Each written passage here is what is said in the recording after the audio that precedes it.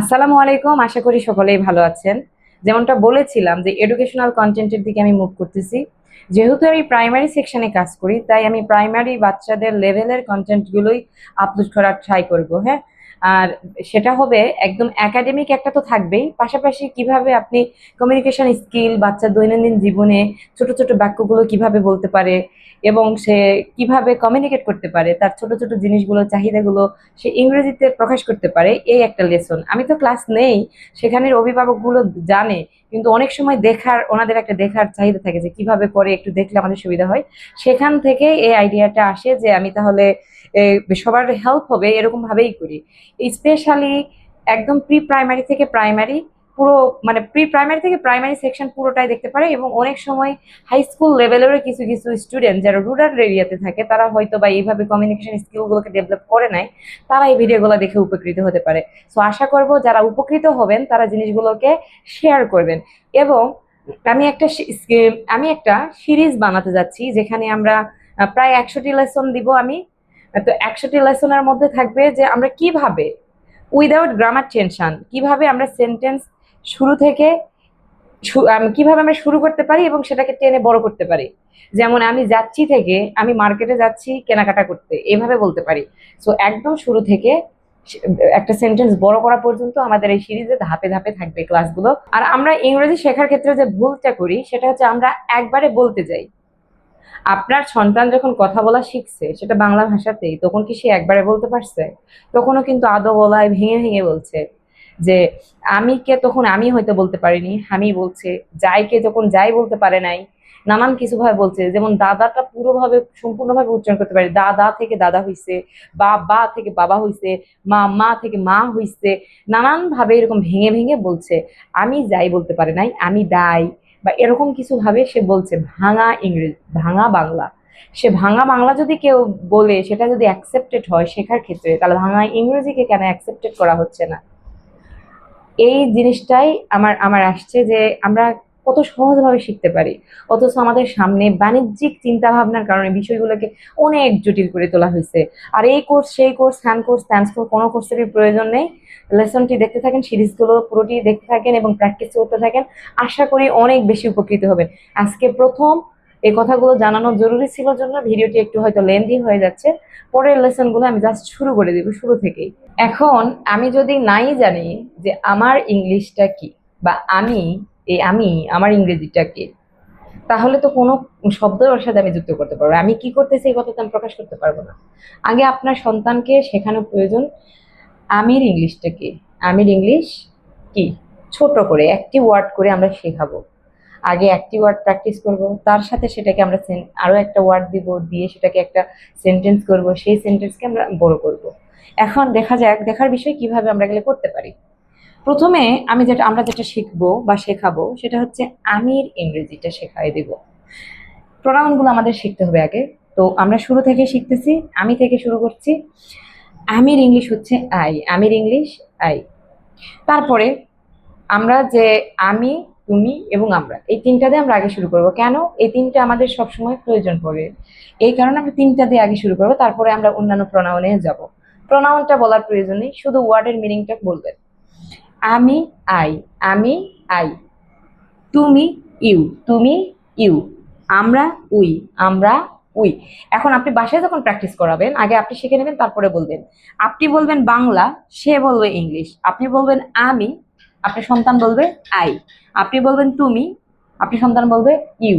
আপনি বলবেন আমরা, সে বলবে উই। এটা যখন আয়ত্ত হয়ে আসবে, এতটুকু যখন বলতে পারবে, তারপরে তাকে এর ফাঁকে আপনি ওয়ার্ডগুলো শিখে নিলেন। সে যখন খাচ্ছে, বলেন যে খাওয়ার ইংরেজিটা ইট। সে যখন যাচ্ছে, যাওয়ার ইংরেজিটা বলেন গো। সে যখন খুব দৌড়াদৌড়ি করে, লাফালাফি করে, তখন বলেন রান, তখন বলেন জাম্প। হ্যাঁ, এই জিনিসগুলা। সে যখন আবার ফিরে আসলো বা আসলো, সে কোথাও আসে, আপনি তাকে আপনার কাছে ডাকছেন, তাকে বলতে পারেন খাম। এভাবে যখন এই ওয়ার্ডগুলো শিখে গেল, তখন এই পাশের প্রোনাউন আর ওই ভার্বকে দিয়ে, অ্যাকশন ওয়ার্ডকে দিয়ে আপনি একটা সেন্টেন্স মেক করে ফেলেন তাকে দিয়ে।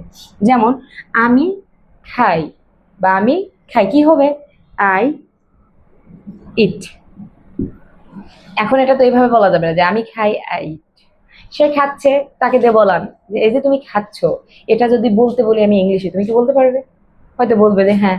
সে হয়তো ভুল বলছে, সমস্যা নেই, সে আগে ইট বলছে পরে আই বলছে, নো প্রবলেম, আপনি তাকে বুঝান যে আগে আই হয় তারপরে ইট হয়। একই প্যাটার্নে, আগে এক প্যাটার্নে আপনি 1 সপ্তাহ, 15 দিন, 1 মাস, 2 মাস ট্রাই করেন। এটা যখন শিখে যাবে, এই ছোটটা বলা যখন শিখে যাবেন, তারপরে ওটাকে বড় করবেন। যেমন আই ইট, আমি খাই। তো এখন তাকে বললেন যে তুমি খাও, তো বললা, এখন ধরো যে আমি খাচ্ছি, আমি তো তোমার কাছে তুমি, তাহলে তুমি কিভাবে বলবা? তাহলে তাকে বলেন যে ইউ ইট, সে বলবে ইউ ইট, তুমি খাও, খুশি হয়ে যাবে। এখন আপনি, তার বাবা এবং বাচ্চা একসাথে খাচ্ছেন, তখন কিভাবে বলবেন? We eat. তাকে বলেন যে উই মানে কি, আমরা, ইট মানে খাওয়া, তাহলে উই ইট, আমরা খাই। এই 3 ওয়েতে শুরুর দিকে প্র্যাকটিস করাবেন। সেগুলো সবগুলোই, যেগুলো আমি এই প্রথমে লিখে দিয়ে একটা বুঝাই দিলাম, বাকিটা আমরা দেখাই দিব। যেমন খাওয়ার ইংলিশ ইট, যাওয়ার ইংলিশ গো, আসার ইংলিশ খাম, দৌড়ানোর ইংলিশ রান, লাফানোর ইংলিশ জাম্প। তো এগুলো খুব কমন, ডেইলি লাইফে এগুলো খুব প্রয়োজন পড়ে। তো এখন আমি খাই আই ইট, তুমি খাও ইউ ইট, আমরা খাই উই ইট। একই ওয়েতে আমরা বলবো আমি যাই আই গো, তুমি যাও ইউ গো, আমরা যাই উই গো। এখন আপনি কোথাও যাচ্ছেন, একসাথে বললেন যে আমরা যাই উই গো। আপনারা একসাথে ফিরে আসলেন কোথা থেকে, বা আসছেন, আই খাম, ইউ খাম, উই খাম। দৌড়ানো, I run, you run, we run. আপনি করে দেখালেন, আপনি একবার দেখালেন, পুরো ফ্যামিলি দেখালো, এবং সন্তান নিজে নিজেই দেখালো, সে কিন্তু উৎসাহিত হবে। এগুলাকে অত ভীতির সাথে দেখানো যাবে না যে ইংরেজি পারবেন, এটি কোনো বিষয় না। আপনাকে সারাক্ষণ 24 ঘন্টা বলতে হচ্ছে না। ছোট ছোট গুলো শিখলে যখন কনফিডেন্স আসবে, সে কিন্তু অটোমেটিক বলতে পারবে। তারপরে লাফানো, সে যে লাফাচ্ছে, জাম্প, জাম্প। হ্যাঁ, আমি লাফাই, আই জাম্প, তুমি লাফাও, ইউ জাম্প, তো 3 জনে মিলে লাফাই দেখালেন, উই জাম্প।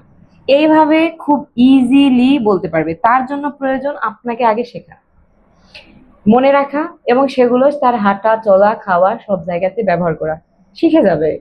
এবং শব্দগুলো হয়তো একটু করে দেখালেন আস্তে আস্তে, যখন ক্লাস 1-এ আসছে, নার্সারিতে আসছে, তখন এগুলো দেখালেন। এগুলো যখন দেখতে পারবে, তখন সে কিন্তু এগুলো লিখতেও পারবে। হ্যাঁ, তখন যখন এগুলো বইয়ের মধ্যে আসবে, তখন কিন্তু আরো ইজি হবে। তো এইভাবে আমরা এই জিনিসগুলোকে খুবই ইজি ওয়েতে, একদম বাংলা যেভাবে শিখছে ভেঙে ভেঙে ভুল করে করে, ইংরেজিও ভেঙে ভেঙে ভুল করে করে শিখবে। আমরা যারা অভিভাবক, তারা অলমোস্ট মোটামুটি সবাই সবকিছু জানি, কিন্তু আমাদের সমস্যা হচ্ছে যে ছোট বাচ্চাকে ডিল করাটা প্রবলেম, যে কোন ওয়েতে করব, কোন ওয়েতে করলে সে শিখতে পারবে। আর এখন এমন একটা ভীতি আমাদের মাঝে তৈরি হয়েছে যে আমি যদি এইভাবে ওইভাবে করতে না পারি তাহলে হচ্ছে না। তো বিষয়টা ওই রকম নয়। এবং যারা রুরাল এরিয়াতে আছেন, গ্রামীণ পর্যায়ে আছেন, তাদেরকে বলবো এইভাবে যদি আপনি বাসায় ট্রাই করেন, আই এম প্রিটি শিওর যে ইনশাল্লাহ আপনার সন্তান অনেক গ্রো করবে। এবং সে শুধু বলতেই পারবে না, রিডিংও পড়তে পারবে। রিডিং এর ক্ষেত্রেও এগুলো হেল্প করবে, নিজে থেকে সেন্টেন্স মেক করতে পারবে, কোনো একটা সিচুয়েশনে কিভাবে কমিউনিকেট করতে হয় সে সবগুলোই কিন্তু বলতে পারবে। যদি যদি এই লেসনটি আপনার উপকারে আসে, আপনার সন্তানের হেল্প হয়ে থাকে, তো আপনার আত্মীয় স্বজনের মাঝেও এটা দেখা শুরু করে দিবেন, যেন তারাও বাসায় এভাবে প্র্যাকটিস করতে পারে। শেয়ার করে দিবেন, লাইক করে দিবেন, এবং ভালো মন্দ উভয়ই কমেন্টে জানিয়ে দিবেন। আল্লাহ হাফেজ। দেখা হচ্ছে দ্বিতীয় পর্বে।